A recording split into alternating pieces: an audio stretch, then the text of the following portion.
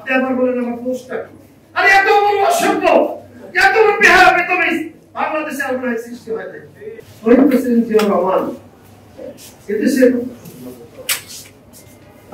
যে সংবিধানে বিসমিল্লাহির রহমানির রহিম ছিল না, এটা কে করেছেন? বলেন কে করেছেন?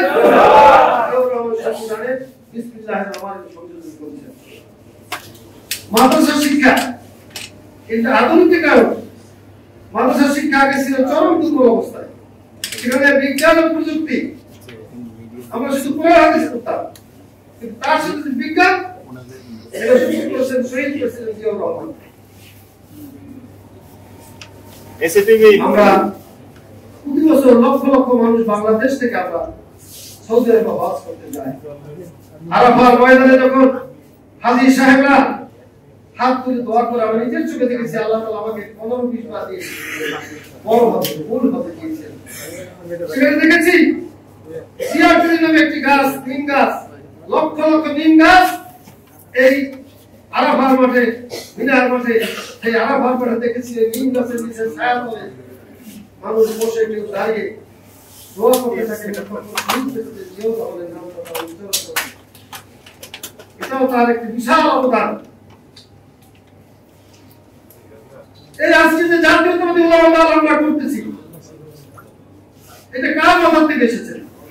শহীদ রাষ্ট্রপতি জিয়াউর রহমান চিন্তা করেছে, আমি যুব দল করেছি, ছাত্র দল করেছি, জাতি দল করেছি, মৎস্যজীবী দল করেছি, মহিলা দল করেছি, মুক্তিযুদ্ধ দল করেছি।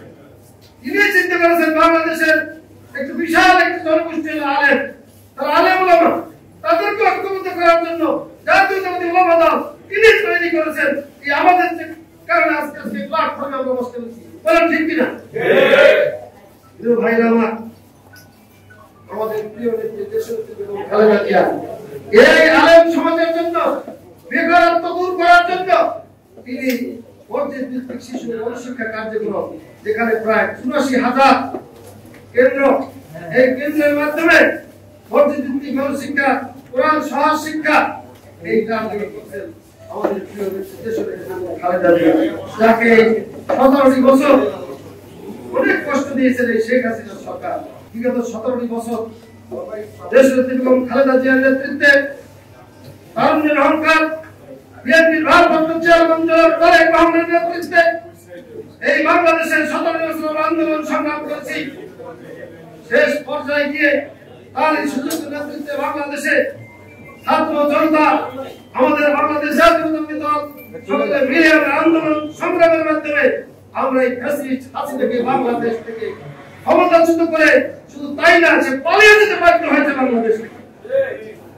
পৃথিবীর ইতিহাসে এরকম কোন নজির নেই যে নেতা কর্মী সকলকে ফেলে রেখে সে একা পালিয়ে যাবে। আরেকটি বিষয় আপনারা লক্ষ্য করবেন, পালিয়ে গেছে তার পরিবার পরিজন আত্মীয় স্বজন যারাই মন্ত্রী ছিল, এমপি ছিল, তারা কেউ কিন্তু বাংলাদেশে গ্রেফতার হয়, তাদেরকে তিনি আগেই পার করে দিয়েছেন। কত বড় খারাপ মানুষ হলে সকল নেতা কর্মীদের ফেলে দিয়ে তিনি বাংলাদেশ থেকে পালিয়ে গেছেন।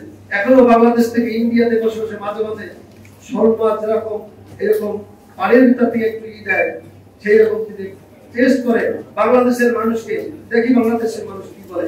বাংলাদেশের মানুষ একটা জিনিস বলে, আমার শেষ কথা, একটা জিনিস বলি, আপনি আসেন বাংলাদেশে, আসেন আপনি, আপনার জন্য আমরা আপনাকে সম্বর্ধনা করছি। সম্বর্ধনা কি দিয়ে দিব? এই যে ছাত্র চত্বরে ছোট্ট ছোট্ট কোরআনী হাফেজ, আলেম ওলামা, পীর মাশায়েখ, তাদেরকে যে রাতের অন্ধকারে গুলি করে হত্যা করেছেন, তাদের যে জুতা স্যান্ডেল গুলো রয়েছে ওগুলো রেখে দিয়েছি।